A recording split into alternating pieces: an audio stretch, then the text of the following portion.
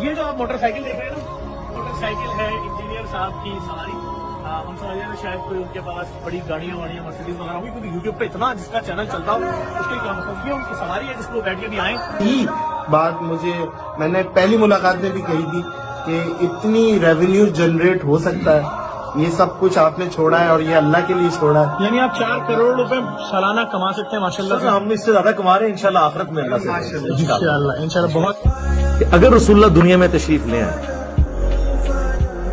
کتنے خوش ہوں کہ دنیا میں آج بھی لاکھوں لوگ ایسے ہیں جو کہتے ہیں ہمیں کسی بابے کی کوئی بات نہ بتاؤ، ہمیں بتاؤ اللہ کے نبی نے کیا فرمایا ہے۔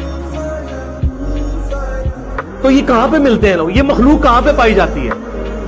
یہ ہمارے سٹوڈنٹس میں پائی جاتی ہے۔ یہ لوگ اس قابل ہیں جنہیں قیامت والے دن نبی علیہ السلام اپنے سینے سے لیں انشاءاللہ، کہ انہوں نے کسی کو نہیں مانا، انہوں نے کہا بس وہ بتاؤ جو آسمانوں سے ہمارے پیغمبر پہ نازل ہوا جس کی قبر مدینہ شریف ہے۔